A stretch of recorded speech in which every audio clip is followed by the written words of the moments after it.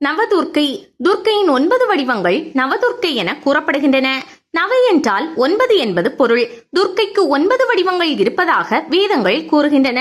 நவதுர்க்கைகள் அவதாரங்கள்: சைலபுத்ரி, பிரம்மசாரிணி, சந்திரகாண்டா, கூஷ்மாண்டா, ஸ்கந்தமாதா, காத்யாயனி, காளராத்திரி, மகாகௌரி, சித்திதாத்ரி, சைலபுத்ரி. துர்க்கை அம்மனின் முதல் வடிவம் சைலபுத்ரி. நவராத்திரி முதல் நாளில் சைலபுத்ரி துர்க்கையை வழிபடுவது வழக்கம். சைலபுத்ரி என்பது மலைமகள் என்று பொருள். மலை அரசனான இமவானன் என்பவரின் மகள் இவள். இவருக்கு பார்வதி, சதி, பவானி தேவி என பல பெயர்கள் உள்ளன. இவர் தனது முன் அவதாரத்தின் தட்சனின் மகளாக பிறந்ததால் தாஷாயினி என்றும் கூறுவர். இவர்தான் சிவனை திருமணம் செய்த பார்வதி தேவி ஆவார். 9 சக்கரங்களில் முதல் சக்கரமாக மூலாதாரமாக விளங்குகின்றார். இவரின் வாகனம் நந்தியாகவும் ஆயுதம் சூலாயுதத்தையும் ஏந்தி நிற்கிறாள். பிரம்மசாரிணி.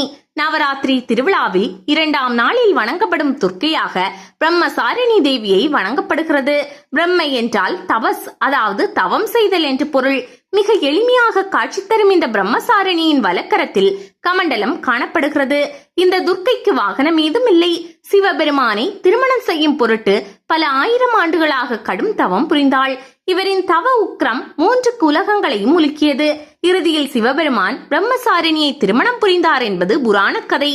அறிவு, ஞானம், நன்றி நிறைந்த பிரம்மசாரிணியை வணங்குவதன் மூலம் பொறுமையை தரவல்லவர். அதோடு சோம்பலை நீக்கி சுறுசுறுப்பை தரவல்லவர். பிரம்மசாரிணி துர்க்கைக்கு கன்னியாகுமரியில் கோயில் உள்ளது. சந்திரகாண்டா. நவராத்திரியின் 3ஆம் நாளில் சந்திரகாண்டா அன்னையே வணங்கப்படுகிறார். இவர் அன்னையின் 3வது வடிவமாவார். நீதியை நிலைநாட்டி சந்திரப்புறையை அணிந்தவள். சந்திர என்றால் நிலவு, காண்டா என்றால் மணி என்று பொருள். சந்திரமணி அணிந்த சந்திரகாண்டா 10 கைகளை கொண்டு காட்சி தருகின்றார். இவர் சிங்க வாகனத்துடன் அருள்கிறார். சந்திரகாண்டா போருக்கு தயாரான கோலத்தில் காட்சி தருகிறார். இவளின் கோவில்கள் உத்தரப்பிரதேசம் வாரணாசியில் உள்ள சித்திரகந்த குல்லி கோவில். கூஷ்மாண்டா. நவராத்திரி விழாவின் 4ஆம் நாளான சதுர்த்தி தினத்தன்று கூஷ்மாண்டா வடிவ துர்க்கையை வணங்குவது வழக்கம். கு, உஷ்மா, ஆண்டா என்ற 3 சொற்கள் உள்ள பெயரின் முறையே சிறிய வெப்பமான உருண்டை என்ற பொருள் கொண்டது. கூஷ்மாண்டா என்பவர் ஆதிசக்தி துர்காதேவியின் படைத்தல் உருவம் ஆகும்.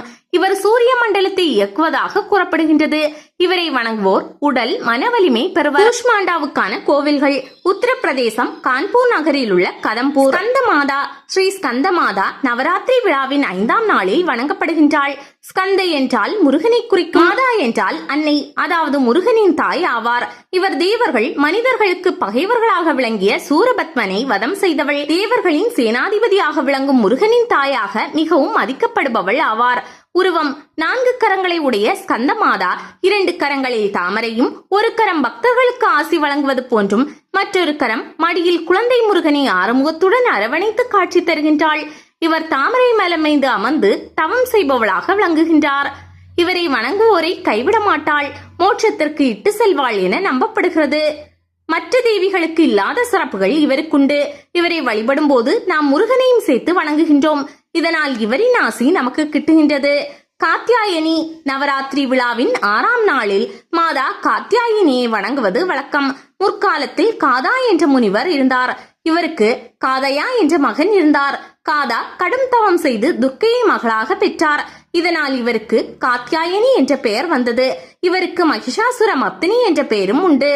காத்யாயினி கோவில்கள்: டெல்லி சட்டர்பூரில் கோயில் உள்ளது. தமிழகத்தில் தஞ்சையில் காத்யாயினி அம்மன் கோவில் உள்ளது. காளராத்திரி. நவராத்திரி திருவிழாவின் 7ஆம் நாளில் காளராத்திரியை வழிபடுவது வழக்கம். அன்னையின் 9 ரூபங்களில் மிக பயங்கரமான ரூபம் இந்த காளராத்திரி என்னும் காளி ரூபம். காள என்றால் நேரத்தையும் மரணத்தையும் குறிக்கும். ராத்திரி என்றால் இரவு எனவும் பொருள். காளராத்திரி என்றால் காலத்தின் முடிவு என பொருள்படும். இந்த துர்க்கை வடிவம் எதிரிக்கும் அச்சத்தை தரக்கூடியது. இவளின் 4 கைகளின் ஒன்றில் கரத்தில் வஜ்ராயுதமும் மறுகரத்தில் வாளும் இருக்கும். மற்ற 2 கரங்கள் பக்தர்களுக்கு அபயம் தருவதாக உள்ளது. இந்த அன்னைக்கு கழுதை வாகனமாக உள்ளது. இவளின் பார்வை பட்டாலே துன்பமும் பாவமும் தொலைந்துவிடும். பேய் பிசாசுக்கள் பயந்து ஓடும் என்று நம்பப்படுகின்றது. காளராத்திரி கோவில்கள்: காளராத்திரி துர்கா ஆலயம் வாரணாசி உத்தரப்பிரதேசம். மகா கௌரி. மகா கௌரி துர்க்கை அம்மனை நவராத்திரி தினத்தின் 8ஆம் நாளில் வணங்கப்படுகின்றது. மகா என்றால் பெரிய என்றும், கௌரி என்றால் தூய்மையானவள் என்றும் பொருள்படும். இவர் பால் போல் வெண்மையாக காட்சி தருகின்றார். முக்காலத்தில் மகா கௌரி ஈசனை மனம் செய்து கொள்ள வேண்டி கடுமையாக தவத்தை மேற்கொண்டார். அப்போது அவரின் உடல் மண் சூழ்ந்து கடுமையாக்கியது. இவரின் தவத்தை மெச்சிய சிவன் இவரை மணந்து கொள்வதாக கூறினார். ஆனால் அதற்கு முன் கங்கை நீரில் நீராடினார். அப்போது தேவியின் உடல் பால் போன்று வெண்மையாக மாறியதால் இவரை மகா கௌரி என அழைக்கப்படுகிறார். 4 கரம் கொண்ட மகா கௌரி ஒரு கரத்தில் சூலம், மறு கரத்தில் மணியையும் தாங்கி நிற்கிறாள். மற்ற 2 கரங்கள் பக்தர்களுக்கு அபயம் தருகிறார். இவருக்கு வெண்மையான காளை வாகனமாக இருக்கின்றது. இவளின் அருள் கிடைத்தால் நம் வாழ்வு வசந்தமாகும். மகா கௌரி கோவில்கள். கண்கள் ஹரித்வார், உத்தரகண்ட் மாநிலம். சித்திதாத்ரி நவராத்திரி விழாவின் கடைசி நாளான மகா நவமி தினத்தில் சித்திதாத்ரி துர்க்கை வழிபாடு செய்வர். சித்தி என்றால் சக்தி என்றும், தாத்ரி என்றால் அருள்பவள், அதாவது சக்தியை அருள்பவள் என்று பொருள். மார்க்கண்டேய புராணத்தில் பக்தர்களுக்கு அன்னை அருளிய 8 விதமான சித்திகளான சித்திகள் அனிமா, மகிமா, கரிமா, லஹிமா, பிராப்தி, பிரகாமியம், வாசித்தவம், ஈசத்தவம் வழங்கியதாக குறிப்பிடப்பட்டுள்ளது. தாமரை மலரில் அமர்ந்திருக்கும் சித்திதாத்ரி 4 கரங்களில் இடது கரத்தில் கதை சக்கரத்துடனும் வலது கரத்தில் தாமரை சங்கு ஏந்தியும் அருள்பவள். சித்திதாத்ரி அன்னையின் வாகனம் சிங்கம்.